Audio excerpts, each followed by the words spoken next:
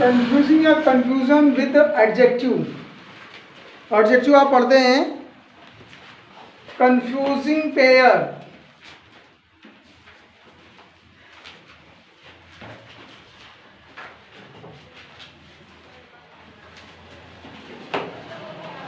Adjective जो हैं कुछ ऐसे वर्ड्स हैं जिनकी सेम मीनिंग हो सकती है और डिफरेंट डिफरेंट प्लेस पे यूज़ करे जा सकते हैं। उसमें करेक्ट इनकरेक्ट आपको करना रहेगा। और कंप्लीट कंफ्यूजन कैसे है तो उसमें आप करेक्ट इनकरेक्ट करेंगे। इसको सिंथेसिस और ट्रांसफॉर्मेशन के टाइम में देखते हैं।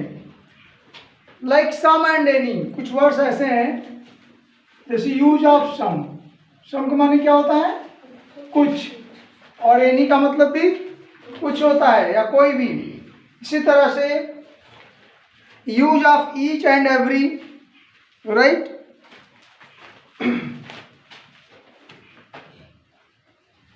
ईच,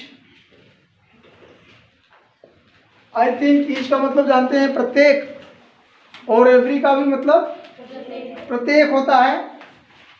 इसी तरह से एक ही वर्ड जैसे लिटिल है, लिटिल, कहीं इसके पहले ए लगा दिया जाता है, ए लिटिल, और कहीं पर इसको आर्टिकल दी से लगा देता है। तो तीनों कब कहाँ यूज होंगे? Little, a little, the little use करने पे तीनों ये जो हैं एडजेक्टिव हैं, लेकिन एडजेक्टिव कब कहाँ कैसे यूज करे जाएंगे उसकी मीनिंग निकालनी है, नहीं तो थोड़ी सी उसमें गलती होने पर गलत हो जाएगा। इसी तरह से हम करेंगे सम का भी यूज, फ्यू का भी, फ्यू माने कुछ होता है ना, FEW, और इसमें हम अगर आर्टिकल AND का यूज कर दें, ए फ्यू और द फ्यू, ठीक। तो थोड़ी सी बात ये समझें, जब हम सम कहते हैं, सम पॉजिटिव सेंस में यूज होता है कुछ, और एनी शायद नेगेटिव सेंटेंस में है, तो कुछ का मतलब दोनों। सिमिलर, ईच एंड एवरी, इसमें डेफिनिट नंबर हो जाता है, इसमें इनडेफिनिट नंबर रहता है। लिटिल और लिटिल, द लिटिल में केवल मीनिंग है पॉजिटिव नेगेटिव ऐसा मिलेगा अभी आपको देखने को, पॉजिटिव नेगेटिव और समवेयर एल्स, माने सबका वही है। जैसे हमने कहा हमने तुम्हें कोई रुपया दिया, और कभी कभी यही भी कहते हैं मैंने तुम्हें शायद कुछ दिया या कोई रुपया दिया, तो कहने का मतलब हार्डली बात आ जाए, नेगेटिविटी की बात आ जाए, जैसे तुम्हें कुछ नहीं मिला या हमने कुछ नहीं पाया, आई हैड गॉट नथिंग ऐसे कह सकते हैं, लेकिन हार्डली गॉट एनीथिंग ऐसे भी कह सकते हैं। आई गॉट हार्डली एनीथिंग, कुछ भी पाया, तो हार्डली मतलब शायद कुछ नहीं मिला, हार्डली गॉट, ऐसी जगह पर इसको नेगेटिव में यूज कर लेंगे, नेगेटिव। तो हम आपको बताते हैं किस तरह से इसका यूज कर लेते हैं with the example. Just move to write the exercise, कुछ पॉइंट्स लिखते रहे, सेंटेंस लिखें, right. There are any boys in the class,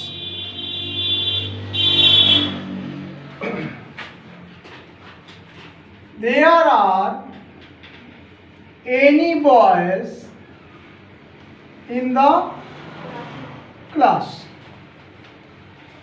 देखो ये बॉयज क्या लिखा हुआ है,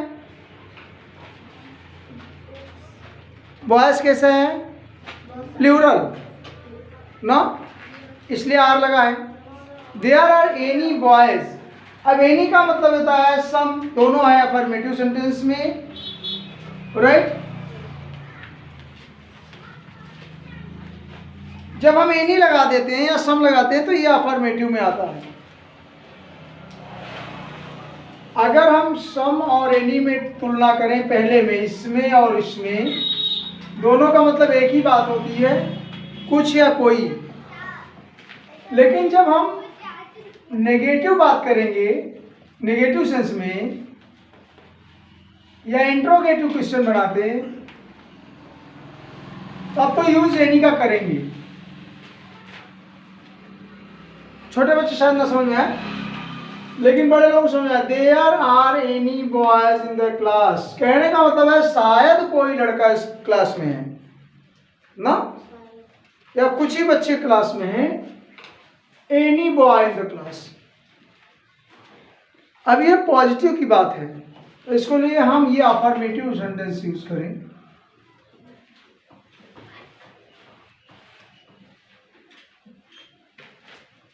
अफर्मेटिव वर्ड में सम लगा देते हैं। There are some boy in the class, क्योंकि बॉय एक नहीं लिखा है, बॉयज है ना, इसका मतलब तो प्लूरल है, ऐसा नहीं कि कोई नहीं है, राइट।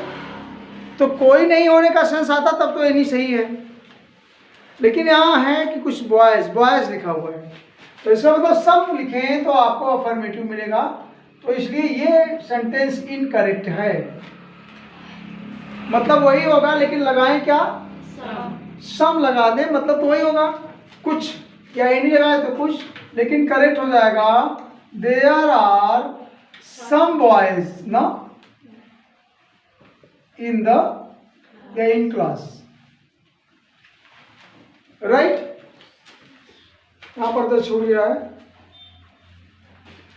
तो ये करेक्ट नहीं है।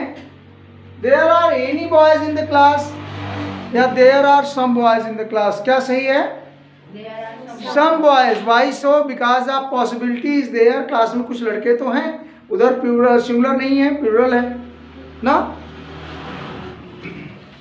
अगर हम कहते हैं there are hardly any boy in the class, तो वहां हार्डली लगा देते और एनी बॉय कह देते, तो मतलब शायद ही कोई है या नहीं है, नेगेटिव सेंस आता, right.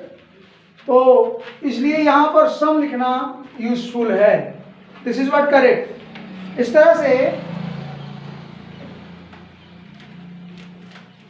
Next, there is not some water in the pot, ये इनकरेक्ट था, दूसरा लेते हैं। There are not some water in the pot,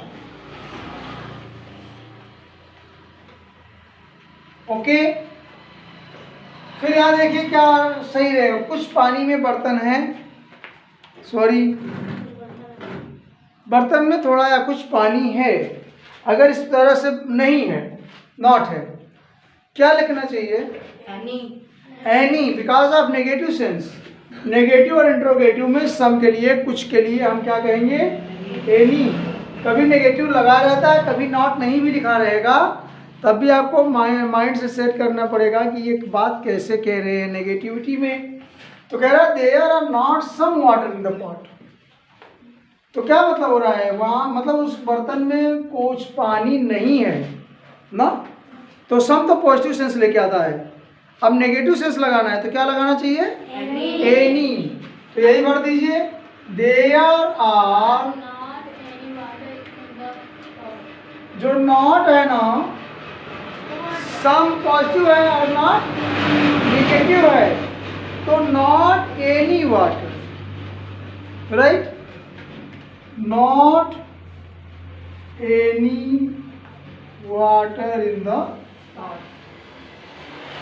तो कहने का नेगेटिव होने की वजह से सम क्या हो गया, एनी हो गया।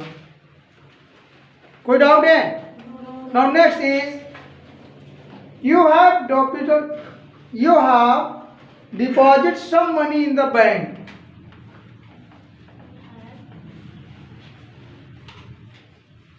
You have deposit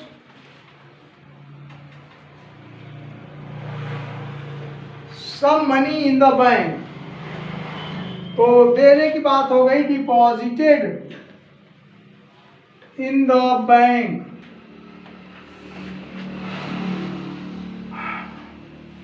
You have deposited some money in the bank.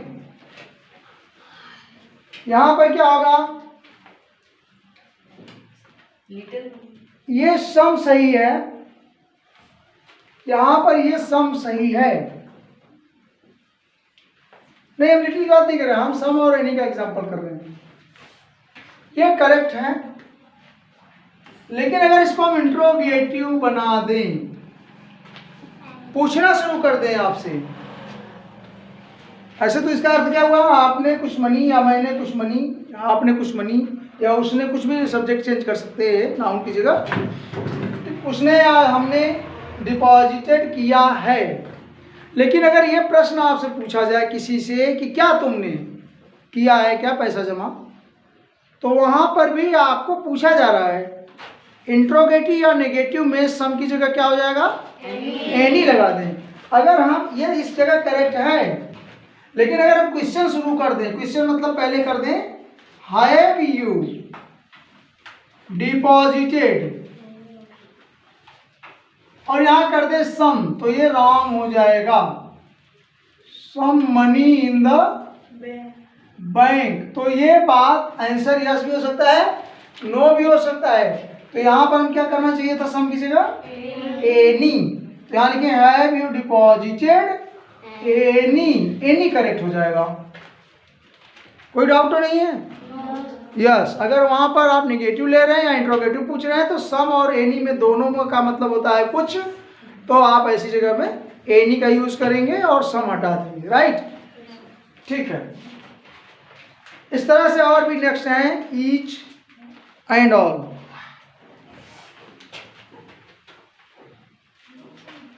चलिए, ईच यूज ऑफ सेकेंड, ये हम करने चल रहे हैं, each and every. Write the examples. Every one of the two friend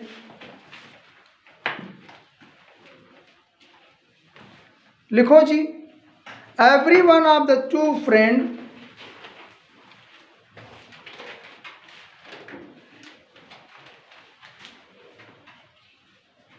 is intelligent.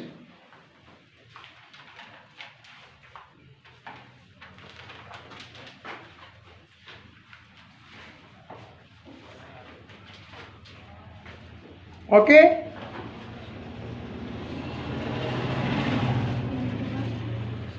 तो ये करेक्ट है।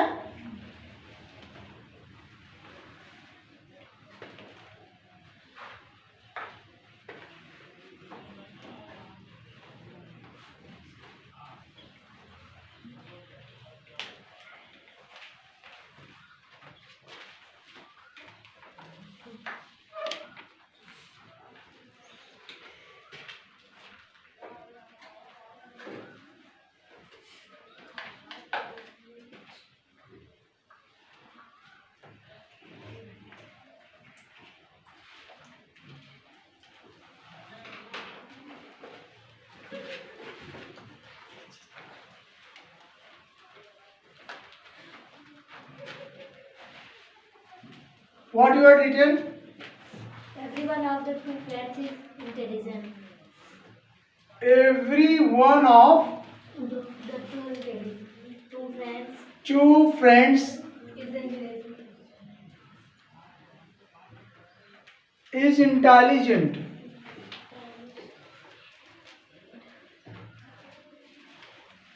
ये करेक्ट है। देखो, एवरीवन माने भी प्रत्येक होता है और ईच का मतलब भी, एवरी का मतलब सिंगल वन और ईच का भी। तो what should be written here, everyone of two, और यहां पर क्या लिखा है जी, फ्रेंड्स, और फिर इसके बाद हेल्पिंग वर्ब क्या है। अगर ये सब नहीं होता, एवरी या ईच का मतलब ना होता, ये सब ना होता, तो क्या लिखे, two friends, two friends, two friends इस तब नहीं रहता ना, दो आदमी, दो लड़के, दो फ्रेंड्स। अरे ये तो बहुत पहले की बात हो गई है, सिंगुलर और प्लूरल का, अब नाउन में सिंगुलर और प्लूरल, इसीलिए मैं यहाँ पर आपको चेक कर रहा था। अगर हम केवल लिखते टू फ्रेंड्स तब आर होता है, और वहाँ नाउन के टाइम में, प्रोनाउन टाइम बताया था हमने कि अगर आप ईच और एवरी लगाएंगे तो हर समय ये सिंगुलर गिना जाएगा ना, भले ही यहाँ पर यस या यस लगा हुआ है, बहुत सारे लोग हैं, लेकिन ईच या एवरी जब लगेगा तो इधर पर सिंगुलर यूज होगा, मतलब इज एम लग सकता है, आर नहीं लगता। आप तो तब लगेगा जब यहाँ ईच या एवरी यूज करें। तो एक बात तो आ गई पहली पुरानी, यहाँ पर अगर आपको करेक्शन देते तो आप इस पर मत करेक्ट करना शुरू कर दीजिएगा कि यहाँ पर यस लगा इसलिए ईच को आर कर दे, नहीं, क्योंकि यहाँ पर आगे ईच और एवरी तो लगा है, और ईच एवरी के समय में हर समय सिंगुलर नाउन का ही यूज किया जाएगा ना, राइट, प्लूरल नहीं। प्लूरल तो तब होता जब ये ईच और एवरी नहीं होता, तब यहाँ आर करते। तो ये तो दूसरी बात है, इस समय की बात नहीं। इस टाइम में हमारा टेंशन होना चाहिए एवरी वन सही है लिखना कि ईच वन लिखना। क्यों ईच वन ऑफ टू? देखो इसमें कारण है, every one of two friends, तो ये अनलिमिटेड बात, ये लिमिटेड बात है, निश्चित संख्या है ना। तो निश्चित संख्या के लिए जब आएगा तो ईच लिख देंगे। संख्या काउंटेबल है, छोटी है, लेकिन जैसे बहुत बड़ी बात पीपुल हो गया, स्टूडेंट्स हो गया, चिल्ड्रंस हो गया, तब उस टाइम में हम यहाँ पर एवरी ही लिखेंगे। चूंकि लिमिटेड नंबर अगर है तो ईच लिखेंगे उसी बात के लिए, और अनलिमिटेड नंबर है तो एवरी लिखेंगे। तो उनको क्या लिखना है? Each one of two friends, बाकी सब सही रहेगा। टू फ्रेंड्स इज इंटेलिजेंट, ये करेक्ट हुआ, ये इनकरेक्ट हुआ, राइट।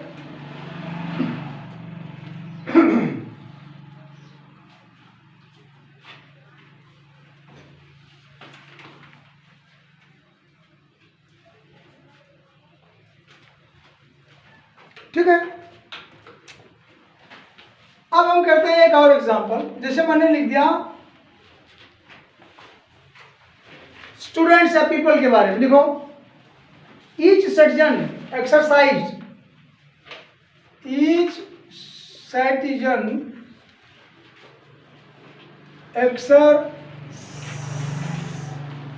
ईच स्टूडेंट या सिटीजन एक्सरसाइज हिज राइट, मैंने उसका अधिकार, हिज राइट टू वोट,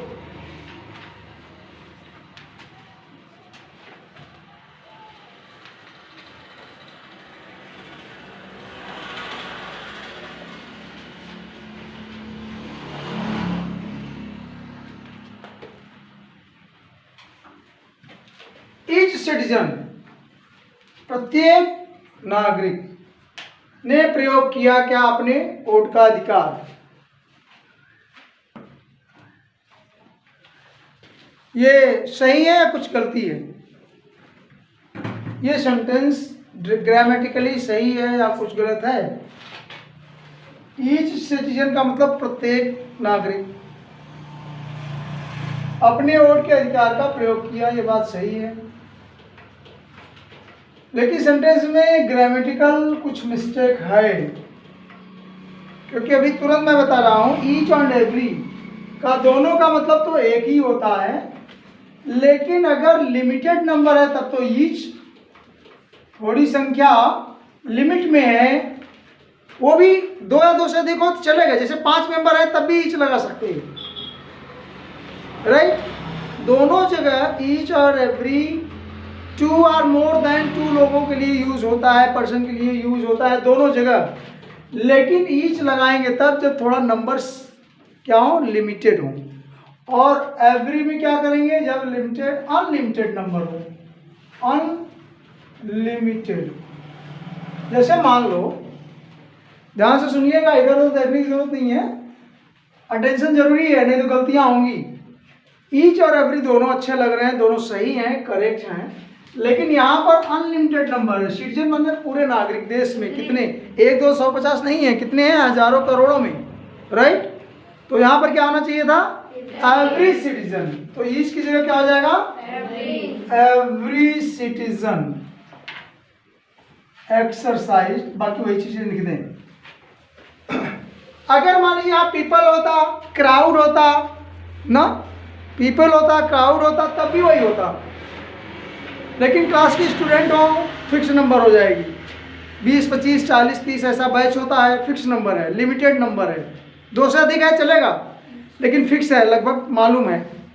लेकिन ऐसे कहता मिले की भीड़ ना, पीपल्स आर गैदरिंग तो वहाँ पर जो बहुत लोग यूज करे जा रहे हैं उसके लिए क्या होना चाहिए? एवरी। तो एवरी ईच का डाउट बहुत ज़्यादा आता है क्योंकि खूब करेक्शन आते हैं। एवरी ईच मतलब एक ही होता है, दोनों सेंटेंस सही भी लगते हैं। It seems to be correct, बोल भी देते हैं, लिख भी जाता, सही भी है, बट ग्रामेटिकली अगर देखें तो इट इज इनकरेक्ट। तो ये करेक्ट नहीं था और क्या ओके। अगर हम जैसे स्टूडेंट होते 20 स्टूडेंट्स ऑफ द क्लास, खुद लिखा होता, तब क्या करते? ईच पर जाते। लेकिन अगर सॉरी एवरी पे जाते, वो 2 से अधिक है 20, लेकिन फिक्स है, लिमिटेड है। 2 या 2 से अधिक दोनों में यूज कर सकते हैं, लेकिन एक लिमिटेड समझ में आ रहा है, अनलिमिटेड समझ में आ रहा है। ठीक। Now next is use of little. जैसे ये लिटिल वर्ड है,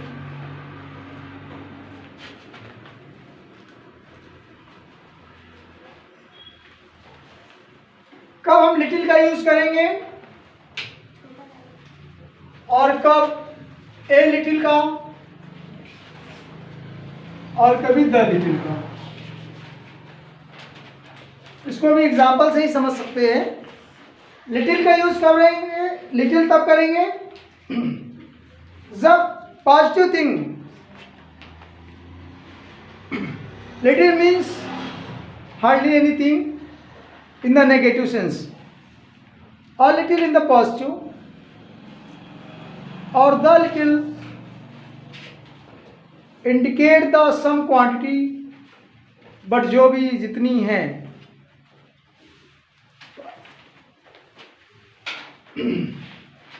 जब भी हम लिटिल लिखेंगे तो that means hardly anything, hardly any thing या पर्सन, छोटी सी बात है, लिटिल पॉसिबिलिटी है। या नेगेटिव सेंस में,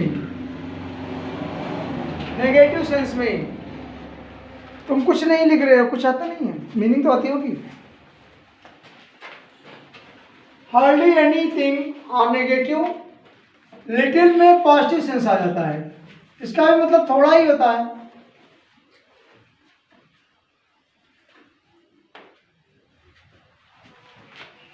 ये भी सम के लिए यूज होता है, लेकिन इसका मतलब पॉजिटिव सेंस जब लेंगे तब।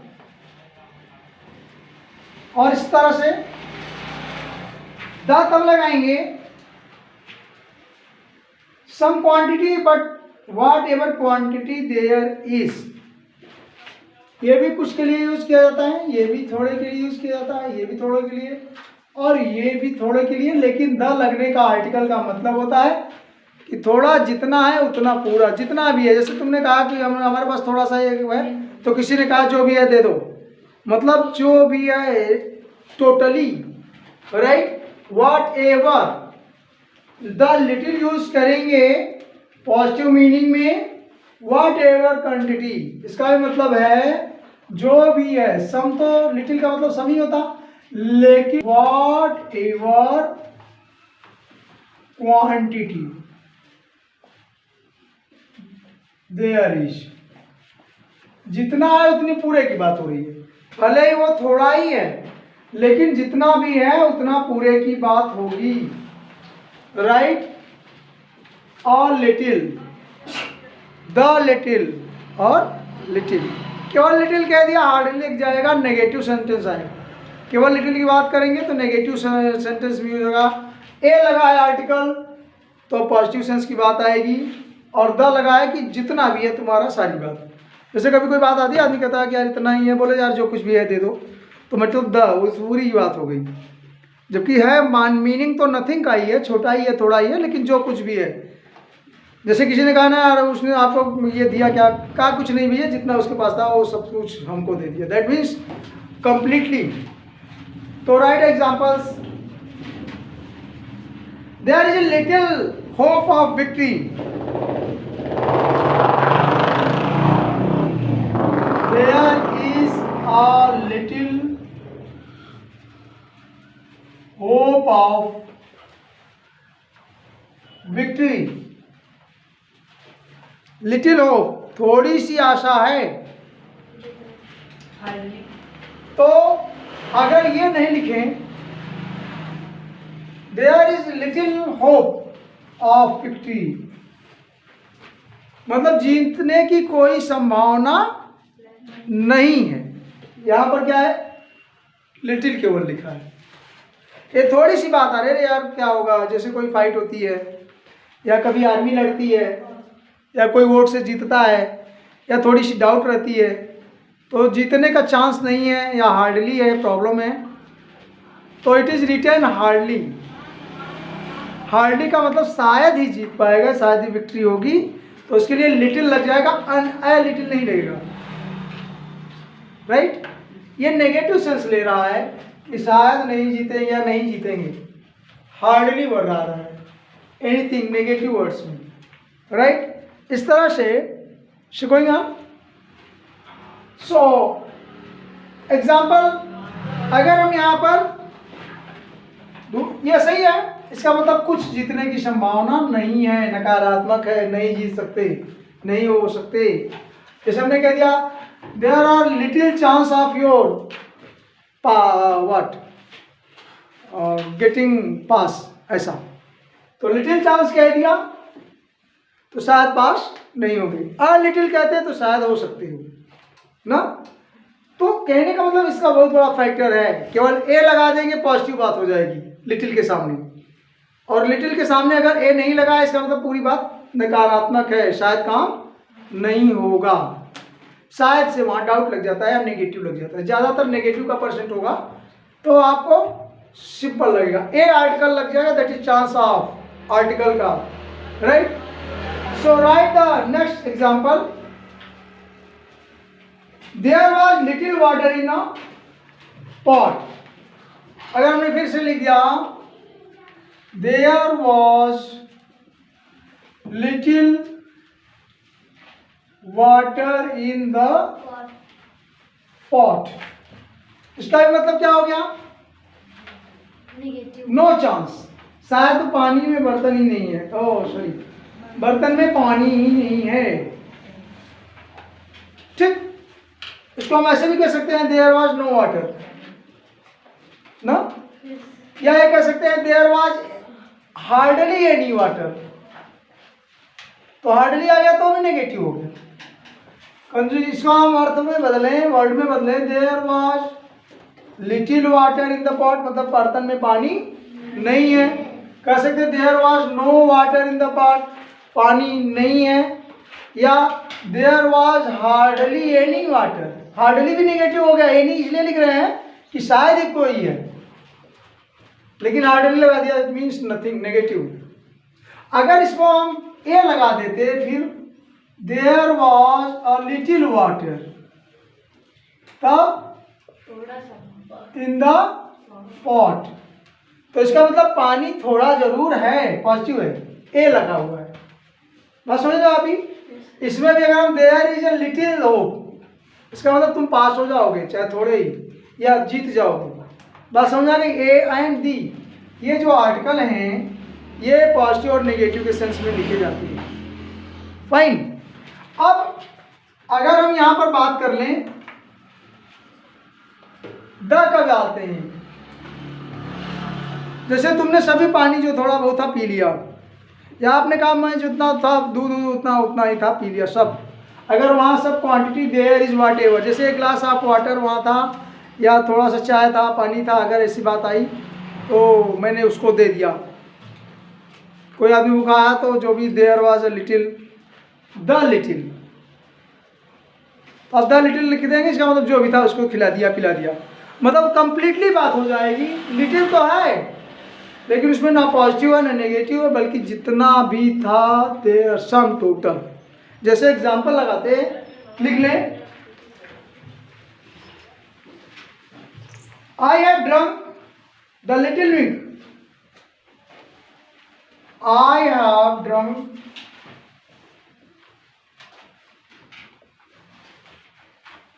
The little milk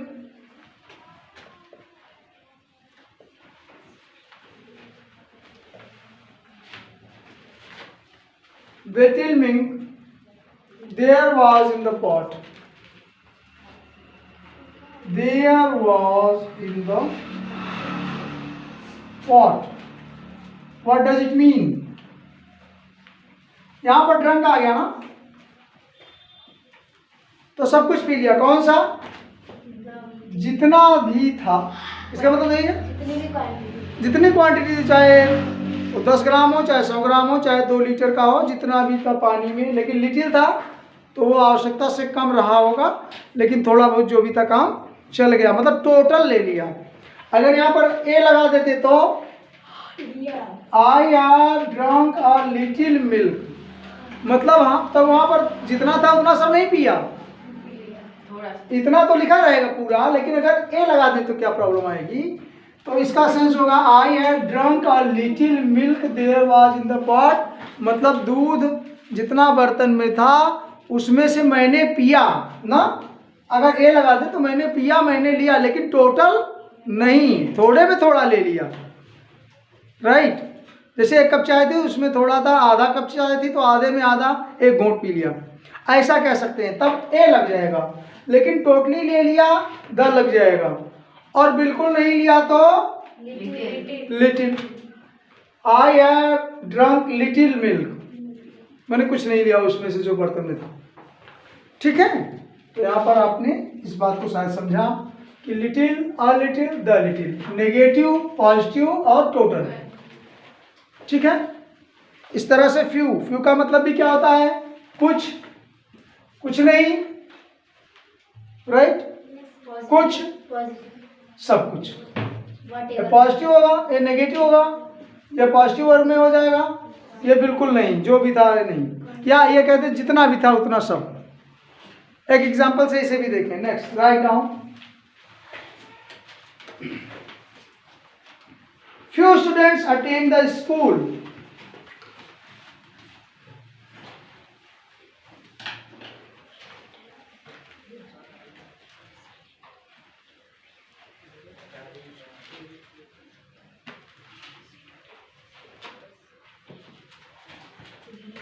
few, few का यूज कब करेंगे? और a few and the few, ये हो जाएगा तो नेगेटिव सेंस में, सबका मतलब कुछ ही होता है। ये होगा पॉजिटिव सेंटेंस में सेंस, और ये whatever totally, whatever is there, total use, whatever quantity there is।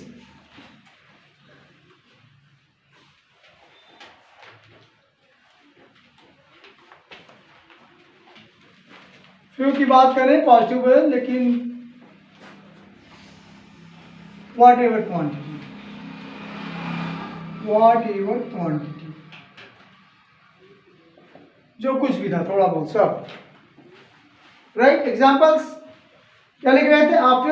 Few students attend the school, few students attend the school, मतलब फ्यू स्टूडेंट्स क्या होगा? दैट इज नो स्टूडेंट, कोई नहीं आया या कोई स्कूल नहीं अटेंड किया, तो यहाँ पर नेगेटिव सेंस आ जाएगा। फ्यू का मतलब तो कुछ होता है, लेकिन यहाँ पर फ्यू कोई आर्टिकल नहीं लगा है, इसका मतलब कुछ नहीं, कोई नहीं, नोबडी ना। हम यहाँ स्टूडेंट ना कर दें तो नोबडी लिख सकते हैं, नोबडी अटेंड द स्कूल, कोई भी नहीं। या फ्यू स्टूडेंट्स, तो फ्यू में भी कहते हैं नो स्टूडेंट्स ना, इसका मतलब few student attend the school. और अगर हम कह देते अ फ्यू स्टूडेंट, तब पॉजिटिव, तो इसका मतलब कुछ बच्चे ही स्कूल में आए, नहीं की बात नहीं हो सकती है ना। अब ये कह रहे हैं जैसे गर्मी है, छुट्टियां चल रही हैं, तो हमने कह दिया the few students attend the school, इसका मतलब जो कुछ भी है क्लास में इस टाइम में वो सब आ रहे हैं, वो सभी उपस्थित है, ऐसे भी इसका मतलब हो सकता है, राइट। राइट डाउन फॉर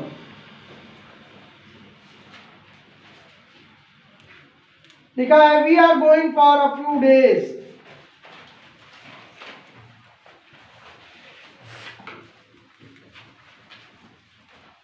हो गया? Yes, sir. We are going for a few days. क्या मतलब? हम लोग कुछ दिन के लिए जा रहे हैं। तो नहीं जा रहे हैं कि जा रहे हैं? जा रहे हैं। Yes, a few days. और अगर ए ना होता तो नॉट तो नहीं लिखा है, नहीं जा रहे। लेकिन निगेटिव मान लिया जाता कि नहीं जा रहे हैं बिल्कुल। जबकि फ्यू माने कुछ होता है लगा है, लेकिन नेगेटिव नॉट तो नहीं लिखा है, लेकिन नेगेटिव सेंस आ जाता अगर ये फ्यू होता तो। अब फ्यू माने yes.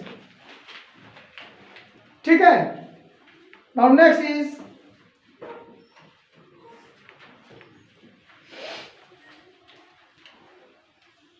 I have spent the few rupees I had.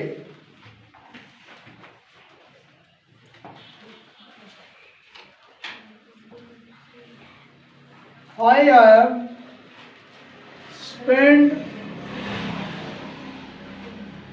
whatever I have spent the few rupees. Spend the few. Article लग रहा है the few money I have.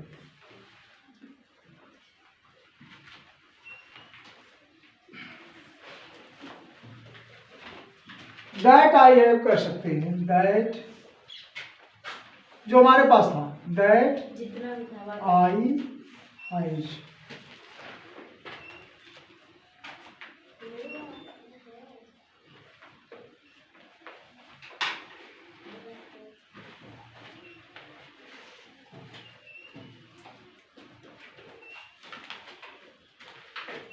ये सेकेंड फॉर्म में है ना, तो यहाँ पर हेड लगा दें, that I have past tense. I have spent the few money that I. ये कहने का मतलब मेरे पास जो कुछ भी था उसका सब कुछ मैंने खत्म कर दिया ना। और अगर यहाँ पर ए लगा देते तब तो मतलब जो हमारे पास है उसमें से कुछ थोड़ा बहुत, और यहाँ पर केवल फ्यू लगा देते तो जितना भी था कुछ नहीं खर्च किया है इसका मतलब। I think it's okay now everybody understood. Thank God. So here is exercise, fill in the blanks with correct form of the adjective given in the bracket. Bracket में जो आपके एडजेक्टिव लिखे हुए हैं ये fast, old, long and all, इनको भरना है correct forms of the adjective. पहला सचिन रन्स, देन मयंक। इधर भरना है फास्ट। फास्ट का कौन सा फॉर्म होगा? Because of presence of then, that is comparative. Comparative will be the what? faster, faster than. In case of second one, Sameer is, यहाँ then लगा है अंशु, तो क्या होना चाहिए? ओल्ड का एल्डर। एल्डर सही है, लेकिन ओल्डर भी लिख सकते हैं, anything, because of comparative degree. My here is the लगता है तो longest, longest, the superlative degree, superlative because of presence of the, that is longest in our family. In fact menu is the लगा हुआ है superlative, तो यहाँ पर क्या आएगा इसका? wisest person in I know. Now Deva lives in the, again the लगा हुआ है, superlative degree आता है, that is tallest, tallest.